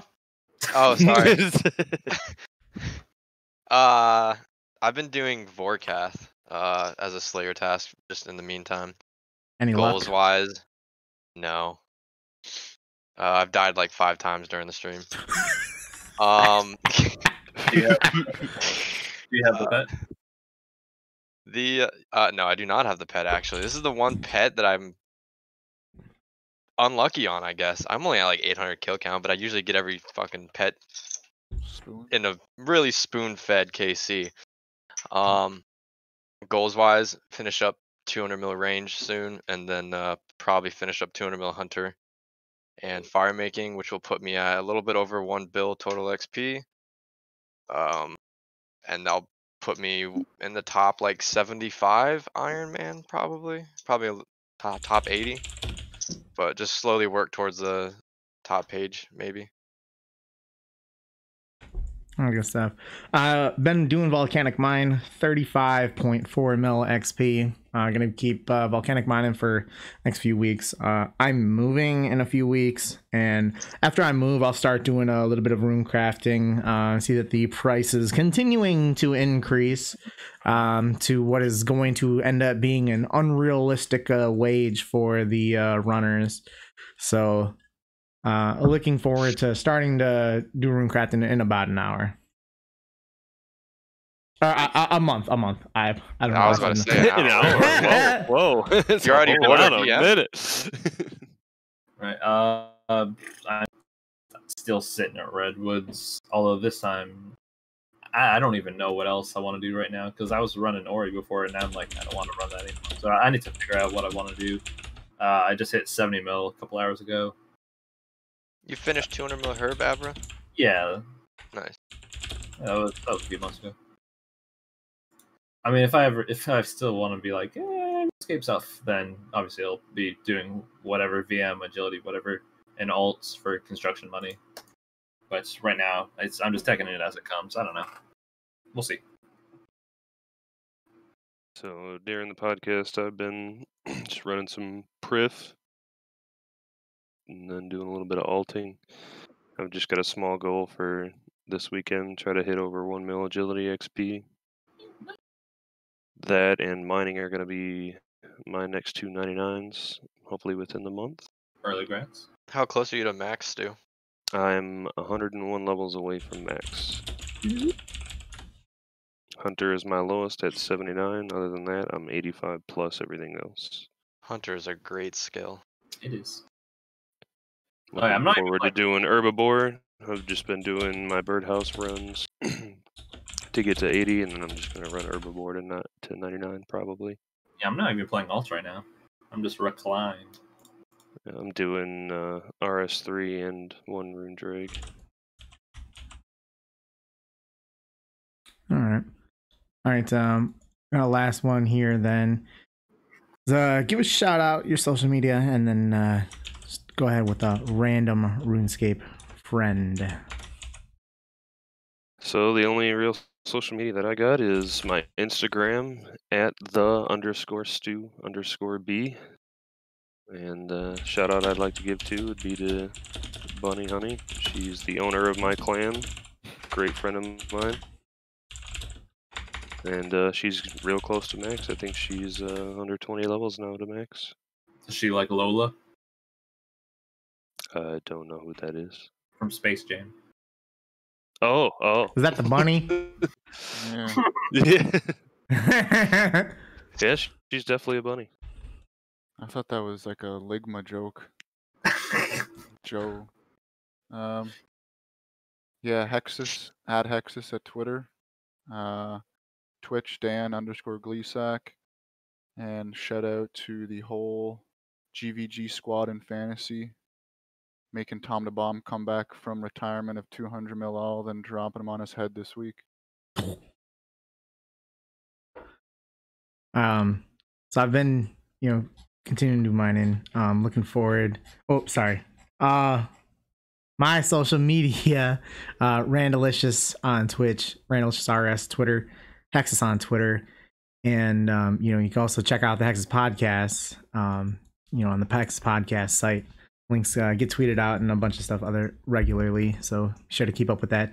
Gonna give 2 shout outs. First shout out to Jebram. He's gonna be getting 1 bill agility on June 7th. Don't know if we'll have a podcast before then, but God bless him getting that.